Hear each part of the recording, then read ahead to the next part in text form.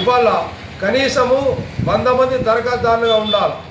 7 అప్లికేషన్లు పెట్టాలా, 100 మంది రిజిస్టర్ల సంతకాలు పెట్టి సబ్మిట్ చేయాలి. అయితేనే సంఘానికి అవకాశం ఉంటుంది.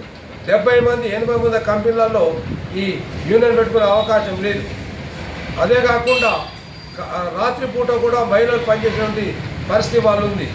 ఎంత నార్యంత పూజతే తత్రమతే దేవత అందరూ.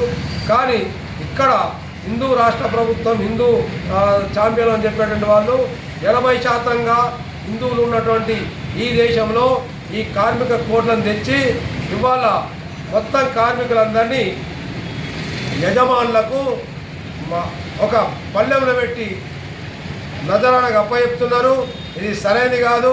మహాభారతంలో బకాసుడికి 12 అన్నము ఒక మనిషిని 2 ఇంట్లు పంపినట్టుగా ఇవాళ మొత్తం కార్మికుల రక్తమాంసాన్ని యజమానులకు ఫలహారంగా సమర్పించేటువంటి ప్రయత్నాల్లో ఈనాటి హిందూ సర్కారు ఉన్నది.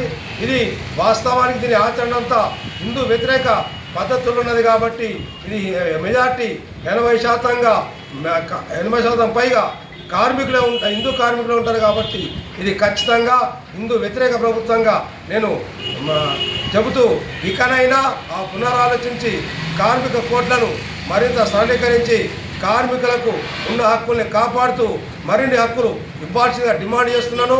ఈ కార్మికుల యొక్క సమస్యల మీద చర్చించేందుకు ఈ జాతీయ జనరల్ కౌన్సిల్ బీహార్లోని కహల్గాంలో జరుగుతుంది. ఆ జనరల్ కౌన్సిల్ని విజయవంతం చేయాల్సిందిగా అందరికీ విజ్ఞప్తి చేస్తుంది. డిసెంబర్ 20-21 తేదీల్లో బీహార్లోని కహల్గాంలో జరిగేటువంటి ఐఎఫ్టియు ఆల్ ఇండియా జనరల్ కౌన్సిల్ని జరపడం చేయాలని చెప్పి ఐఎఫ్టియు నిజామాబాద్ జిల్లా కమిటీ తరఫున కార్మిక లోకానికి కోరుతా ఉన్నాం. ఇవాళ IFTU all India general council జరిపేటువంటి ఉద్దేశం ఏంటంటే గత 11 సంవత్సరాల నుంచి భారతదేశాన్ని నరేంద్ర మోడీ ప్రభుత్వం పరిపాలిస్తూ ఉంది. వాళ్ళు ఎన్నికల్లో ఇచ్చినటువంటి వాగ్దానాలు గాలికి వదిలి ఇవాళ కార్మిక వ్యతిరేక 4 లేబర్ కోడ్లు తీసుకొచ్చి కార్మికులకు మరణ శాసనం విధించారు. అదేవిధంగా 8 గంటల పని విధానాన్ని పక్కకు పడేసి 12 గంటల పని విధానం తీసుకొస్తున్నారు. కాబట్టి కార్మికులు మొత్తం మరమనుషులు అనుకొని చెప్పి భావిస్తూ ఉన్నారు.